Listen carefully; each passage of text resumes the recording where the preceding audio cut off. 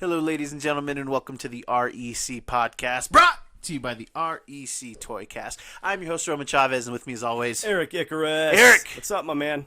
You can find us on the gram at REC Podcast. You can follow myself at Roman REC Podcast, and you can follow Eric. Gulag_J_Wielden. And please check us out on YouTube. We have been recording the podcast with video, so if you want to see what if I'm lying to you or not, if Eric's a bomb dude or not, come check it out. I talk a mean game, but hey, he's not for everybody. Okay, let's just be real. I'm gonna be real honest with you. But yeah, please come check us out on YouTube.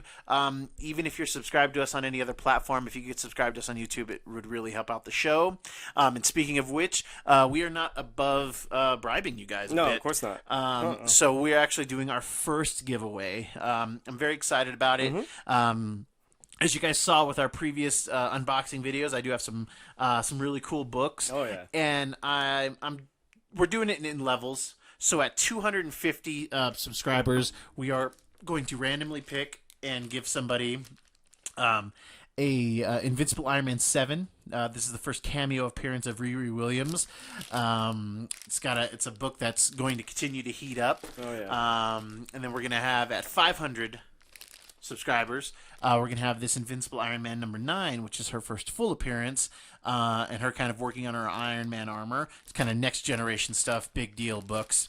And then at 750 subscribers, well, we're gonna come out with this Spider-Man variant from Mike Cho. This was a 1 in 25 variant, very hot book right now. I've seen them go for as high as 150 raw in this condition. They've come down a little bit, but still just a beautiful book and a really cool addition to any Miles Morales fans collection. And the big gun, at 1,000 subscribers, we are going to give away an Ultimate Fallout 4. This book, we've talked about it several times on the show. It's the first appearance of Miles Morales. It is a 7.5, which is a lower grade than most people want. But this has never been pressed. This has never been cleaned. We've talked about those aspects on it. And this is an expensive book right now. Very expensive. This is your chance to get a free book just by subscribing. Oh, big time. Just a little click and you might get the jackpot. You might get the jackpot, and we'll randomly give them away at each kind of tier, and you can win more than once. We hope that more people do win, but your chances are great. And give us a follow on Instagram as well at REC Podcasts. Yes. All right, enough chilling? Enough chilling and talking comics, even though that is all we do. Wait a minute, I thought that was the bread and butter. That's what we do. Never mind. So yeah, let's keep it going. Well, actually, let's bring it down a little bit. Mm-hmm. Let's bring it down a little bit. Okay. Eric. Yes. Are you a Megan Fox fan? I'm not either. She's got a couple roles that are okay. Right. She was really funny in This Is 40, I think. She was like Leslie Mann. She worked at their store. Yeah. She was really funny in that. I've seen her in one. She was okay in the Ninja Turtles that I saw. As April O'Neil. April O'Neil, yeah. She was okay in that. I just don't. I just find her. I don't know. She just has no range. Yeah, and she's not my cup of tea in terms of. A lot of people find her to be very attractive. I mean, she's not unattractive, but she's not my taste. She's not your type. And I just want to get that out of the way for some weird Megan, reason. You're my type. Yeah. Gulag_J_Wielden. Yeah. Well, she, kind of in this pattern we find ourselves in. Michael Bay is coming under some heat. Oh, jeez. But Michael, what's I interesting? can see that. What's interesting? Absolutely. Okay. What's interesting about Michael Bay is that this is a story that's been out for a while. There's an old Jimmy Kimmel clip that's kind of resurfaced where Megan Fox was on the Jimmy Kimmel show, and she was kind of talking about, and maybe you've not heard this, and I don't think you have, and I'm excited to get your reaction. So her audition for Transformers was that she washed Michael Bay's car his Ferrari in a bikini. That was her audition? He recorded it. Like a White Snake video? Yeah. Because his roots are in music videos. Yeah, I'll give him that. So that was his her audition, right? And she's kind of talking about it, like saying it, like that she felt like really sexualized by him because when she was 15, in Bad Boys 2, he was like, hey, why don't you put on, I think, again, like a bikini and a cowboy hat and come dance in this club scene. And they're like, hey, she can't be drinking, she can't be shown having like an alcoholic beverage. Like, we can't. So like, yeah, there's a scene of her in Bad Boys 2. She's 15 years old. She's dancing in the club. Oh. And dude, and you say this, and Michael Bay, it's I knew these stories. Yeah. But they're kind of resurfacing, and it's just, I don't think it has anything to do with what's happening in the comic book industry, but it's just, again, just creepy dudes in positions of power, just being creeps, man. Right. Just being complete creeps. And again, I mean, when you say Michael Bay in this, I wasn't surprised. It doesn't shock just me. because I've seen the guy in interviews. Mm-hmm. I've seen how he talks to his talent. Oh, yeah.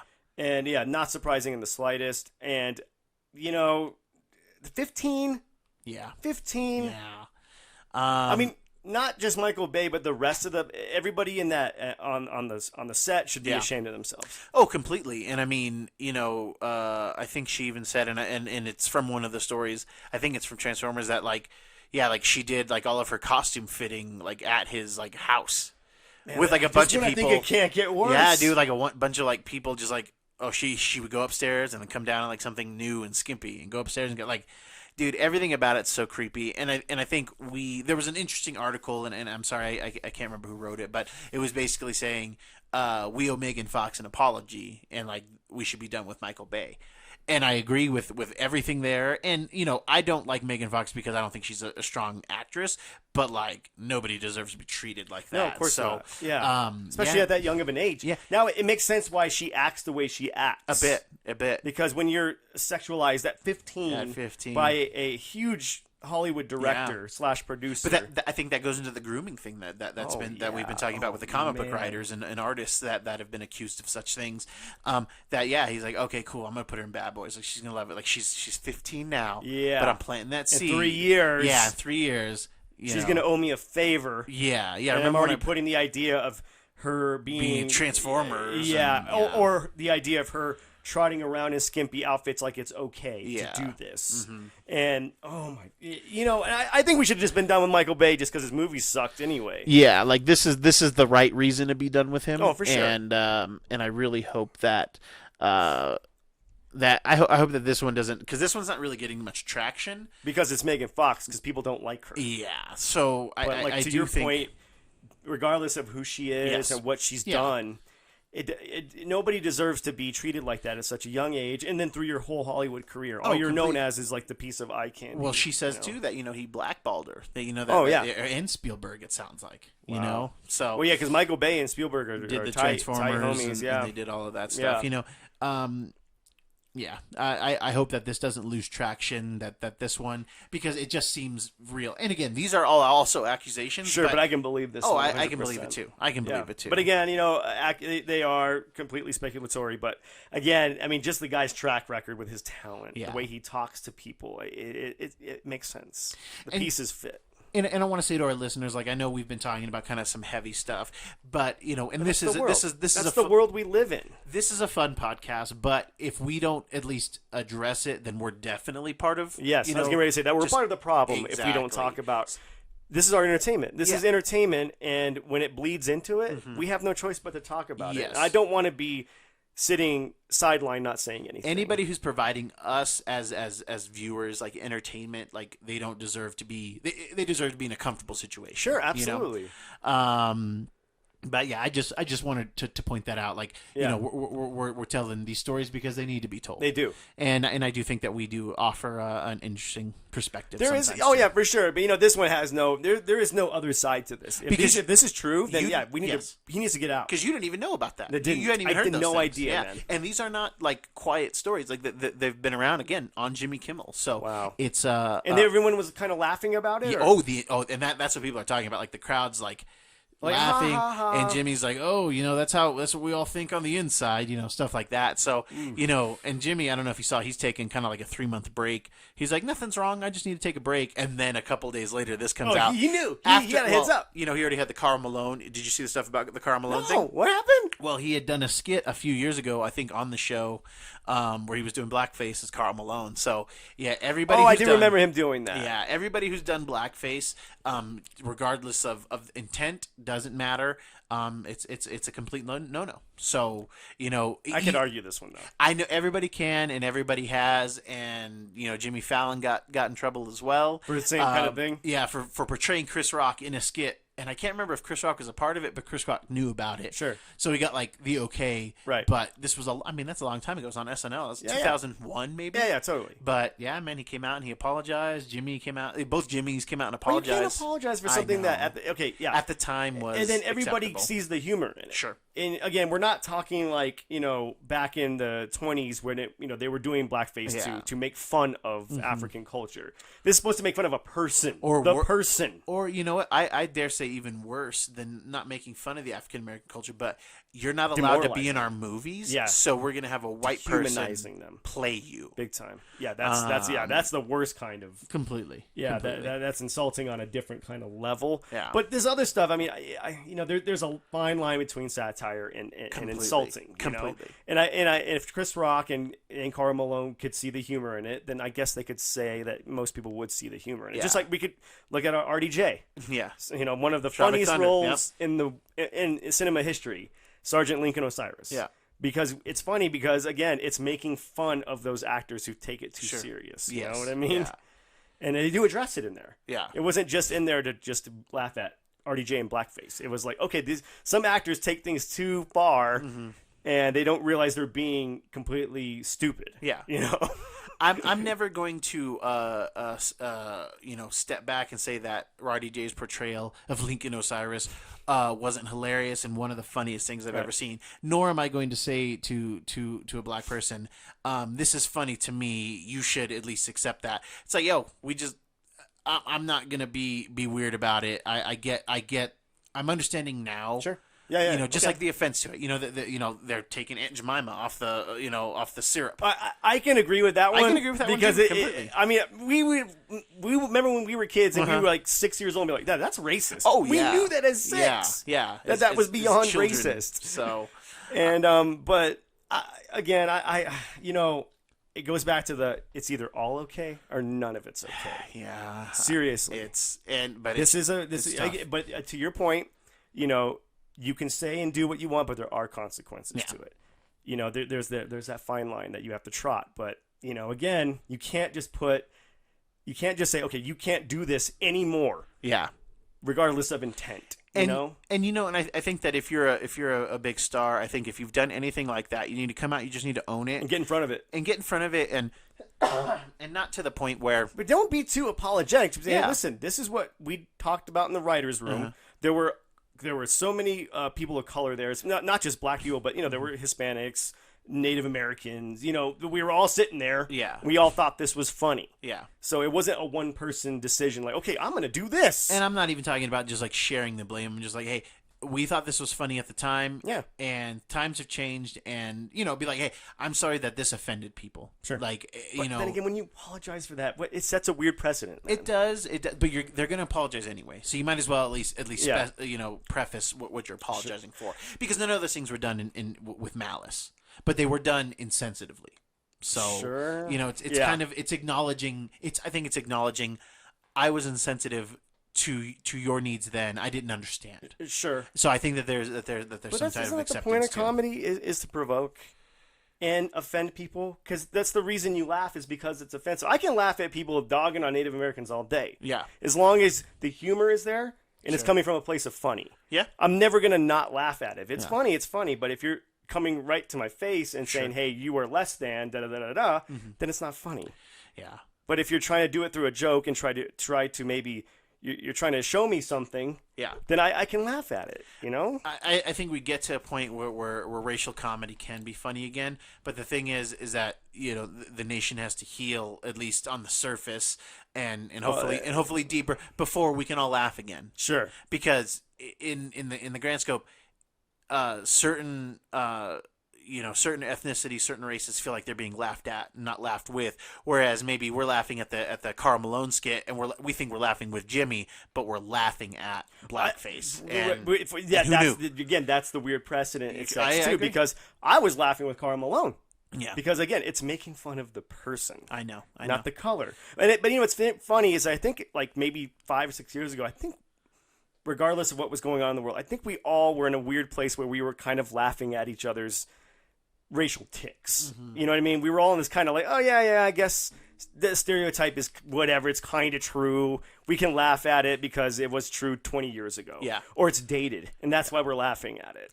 And now I think with everything going on in the world, it's reverting comedy back to like we have to be so safe around each other, kid gloves with words, and it's not a place I want to be in right now. I agree. You know? I agree. But what I do want is I do want comedians to push those boundaries. Yeah. That's where I want it to come from, because at the very end of the day, and I'd say for the most part, when it's coming from comedians, they're trained professionals. One. I mean, to an extent, but you're getting it. It's coming from a comedian. It's meant to be funny. So right there, when you walk through the door, when you walk into a comedy club, you're getting into. You know, hey, this is a place of funny. Right. So at least it's a fun house of ideas. Yes. Things get warped and stretched. I like that. A fun house of ideas. And again, I think it is like trained professionals, because you see a guy juggling chainsaws. Sure. Which I think is a perfect analogy with racial humor. Yes. You know what I mean? You have to know how to juggle the chainsaws, man. It's the same thing that I feel with violence and stuff, and especially the use of bad language. It's a scalpel. It's not a bat. So you can't just be shouting racial comedy consistently on high. Yes, it needs to be the pepper. Sure. To the dish. There you go. Okay. It can't be the meat. It's got to be the pepper. Sure. Yeah, it's weird, man. And Ari Shaffir, who I'm not a big fan of comedically, but I do like him on podcasts. Right. He said something to Rogan where he said comedy is dangerous again. That he was excited because comedy is dangerous. It's odd. Again. I kind of think like him. You do actually. Yeah. If you had a little bit of money and were Jewish, I think you'd be Ari Shaffir. Yes, there you go. That's funny racial humor. You can say, well, yeah, and he is Jewish and he has money. I'm saying factual things. No. I wasn't implying anything. I was giving you the kudos. I see. And yeah, like. I think that's a fun statement, because we kind of saw this boom. Mm-hmm. We kind of saw this boom with comedy. Sure. I mean, Netflix there for 2 years was just I almost just said the words Comedy Central. It was a Comedy center Central. place for comedy. Yeah, because it was Comedy Central, because it took all the funny from that channel and now it's on Netflix. Yeah, so it is Comedy and Central. It had really high highs. It's completely saturated right now. Oh yeah. But then you had Amazon's doing their own comedy thing, and Hulu's doing their own thing. Yeah, and you had this the bubble. It was comedy was doing its thing, and I think we saw that in the 80s, in the early 80s and 90s. But it manifested itself in the TV shows, in sitcoms. Yeah, I was going to say that. Yeah. Now you can actually be a traveling comedian and make good money for sure, because you can do that. You can do the podcast. You can do YouTube videos and stuff like that. I mean, promotion is so easy nowadays. Completely. Don't even really need an agent. No, you don't. And it's so cool because it's concentrating more of the money and the funds and the resources on the talent. Big time. And then we're seeing that kind of grow and become this other economy. And then we're seeing that, hey, if we're giving people money on their Patreon, if we're visiting their YouTube pages and we're listening, we're using their banner ads, they're giving us quality entertainment. Right. It's so bizarre, and it's just like there was never any way that you could do that. No. And now not there even is. 10 years ago. And we owe a lot to that, because that's people participating. That's the comedians and entertainers, YouTube influencers, stuff like that. That's them saying, hey, we you guys like this thing we're doing, we hear you, we're going to do more. Sure. And it's so fascinating. It's super fun, and I'm glad that comedians are doing it. And back to I think you and I both agree, and I think a lot of people do that comedians are kind of I think Chappelle had an interesting a way to describe it, but basically like we're the lens that like you can like see through society through. Absolutely. I'm paraphrasing. I don't really know the saying, but I always thought comedians were philosophers who just happen to be funny. Yeah. Honestly. Yeah.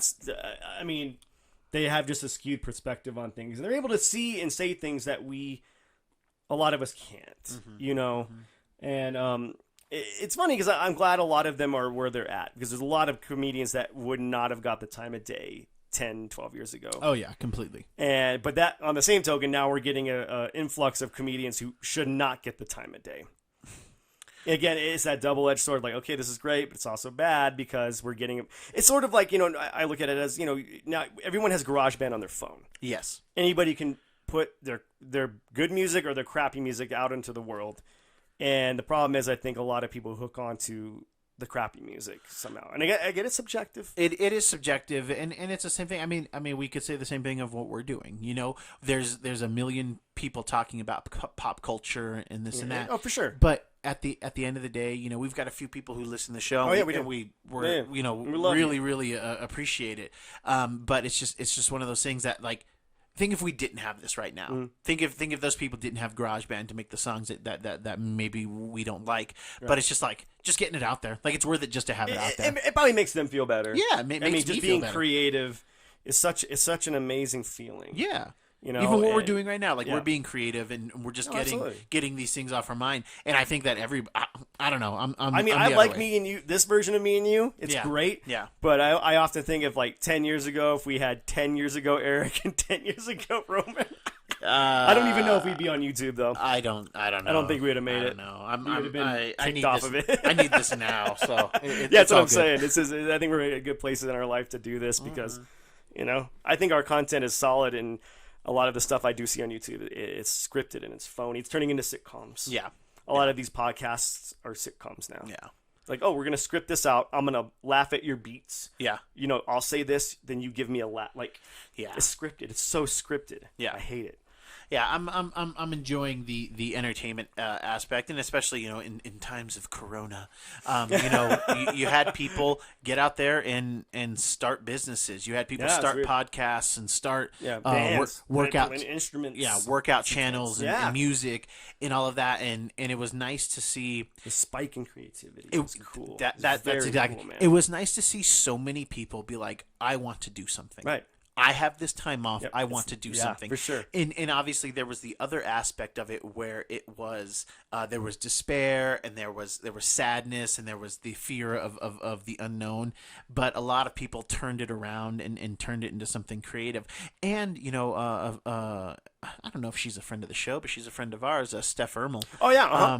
She she actually posted something on Instagram where she was like, you don't have to do anything if you don't want to. Right. Don't feel the pressure to have to create right now, to have to finish a project. Right. And I think that sounded nice. You don't have to write Moby Dick. No. If you wanted to write, just start small. Yeah. Start a blog. Yeah. Anything to keep the creative juices going in your brain. Yeah, at the end of the day, like, this is just some type of release. Like any of the creativity that anybody does is just a form of release. There's a part of you that you just need to get out. Yep, absolutely. It needs to breathe a little, and it needs to be fun. Yeah, absolutely. Or it needs to be sad, or it needs to be whatever it needs to be. It needs to invoke emotion. Yes, I like that. Yeah. And I think hopefully we're not going to be slipping back into an age where nothing gets invoked anymore because we're all afraid to say things. No, I think we're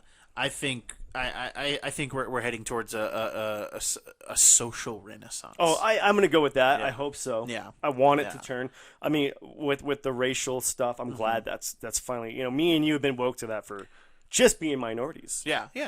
We know what it's kind of like, and then with the Me Too stuff. Yeah. I mean, a lot of these sleazebags have had it too good for too long. Oh yeah, and there seemed to be something of a lull in that because people were getting their comeuppance, and I think that we're seeing kind of on this minor. I don't even want to say. I don't mean it minor that it doesn't matter as much, but just like nobody. 10, 15 years ago, nobody cares about comic book writers, comic book artists. Right. Nobody cares about that. I get it. Even now, they barely care about it. Right. But it is getting... Just because it's attached to these billion-dollar movies. If it wasn't this time of year, it wouldn't even be news. It wouldn't even be news. You're right. And you're right. So again, this lull in the industry is definitely creating, some space for thought. Yeah. Not just creativity, but for thought. Sure. And introspectively. definitely yeah, introspectively.